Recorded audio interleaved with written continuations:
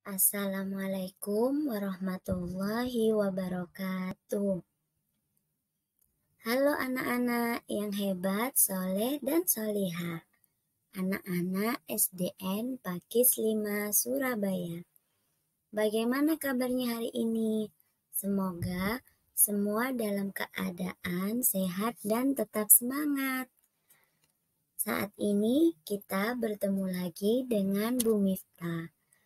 Hari ini tanggal 15 November 2021, hari Senin, kita akan belajar tema 5 subtema 1, pembelajaran 6.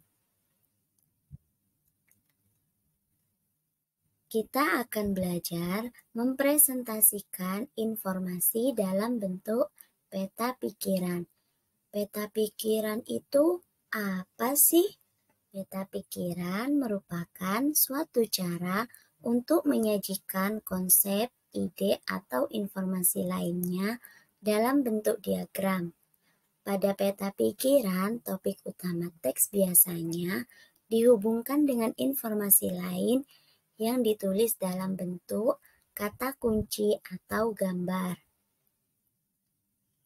Menyajikan informasi dalam bentuk peta pikiran diharapkan dapat membantu kita untuk mempelajari informasi dengan lebih cepat dan efisien.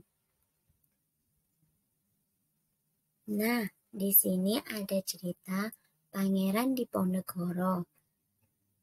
Perang Diponegoro terjadi pada tahun 1825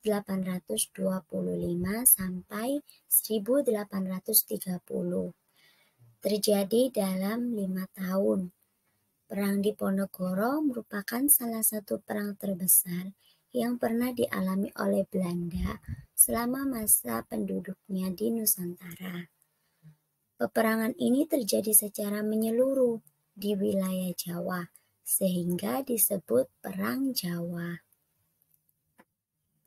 Nah, di sini ada contoh peta pikiran. Nama tokohnya Insinyur Soekarno. Pendidikannya di Eerste Inlandse School, Business Leisure School atau ILC, Huijer Burger School atau HBS, Technische Hogeschool. Tempat atau tanggal lahirnya di Surabaya, 6 Juli 1901. Perjuangan yang dilakukan, memproklamasikan kemerdekaan dan menjadi Presiden pertama Republik Indonesia. Sikap yang bisa diteladani, berani bertanggung jawab, cinta tanah air, rela berkorban, dan pantang menyerah. Dari sikap yang bisa diteladani Insinyur Soekarno itu kan ada berani, bertanggung jawab, cinta tanah air, rela berkorban, dan pantang menyerah. Hal tersebut masuk ke sila ketiga Pancasila yang berbunyi Persatuan Indonesia. Dari kesimpulan tersebut, Insinyur Soekarno adalah seorang sosok pahlawan yang sejati. Dia tidak hanya diakui berjasa bagi bangsanya sendiri, tapi juga memberikan pengabdiannya untuk kedamaian di dunia. Kita akan belajar sikap kepahlawanan. Contoh nilai-nilai kepahlawanan yang sesuai dengan pengamalan sila Pancasila dalam kehidupan sehari-hari. Yang pertama, jujur dan tekun. Pengalaman dalam kehidupan sehari-hari, kita harus berkata benar, tidak menyontek ketika ujian. Jujur itu masuk ke dalam sila yang pertama, karena merupakan kesesuaian antara ucapan dan hati nurani bagi mereka yang melakukan akan mendapat pahala, dan sebaliknya, jika mereka berkata bohong maka akan mendapatkan dosa. tekun termasuk ke dalam sila ketiga. Karena supaya masyarakat tetap utuh dan tidak ada perpecahan, di mana bunyi sila ketiga Persatuan Indonesia. Yang kedua, cinta tanah air. Pengalaman dalam kehidupan sehari-hari, kita harus belajar dengan rajin agar berguna bagi bangsa dan negara. Cinta tanah air ini masuk ke dalam sila ketiga yang berbunyi Persatuan Indonesia. Kemudian yang ketiga, sikap pantang menyerah dan disiplin. Pengalaman dalam kehidupan sehari-hari, tidak mudah menyerah dan putus asa dalam menghadapi masalah. Selain itu, harus disiplin dalam menaati peraturan dan tata tertib.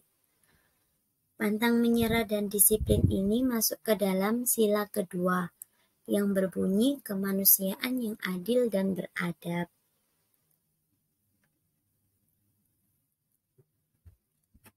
Yang keempat, rela berkorban.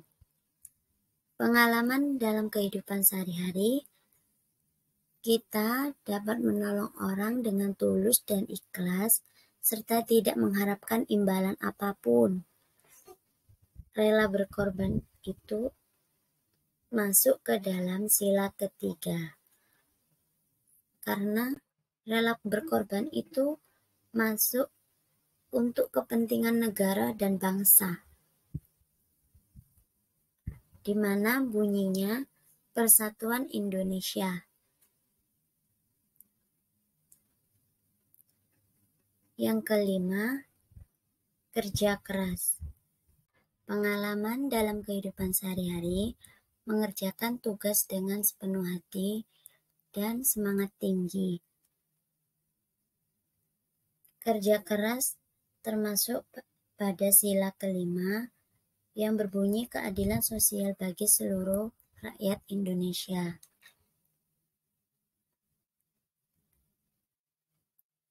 Sekian video pembelajaran kita hari ini. Semoga anak-anak semuanya paham dan dapat dimengerti.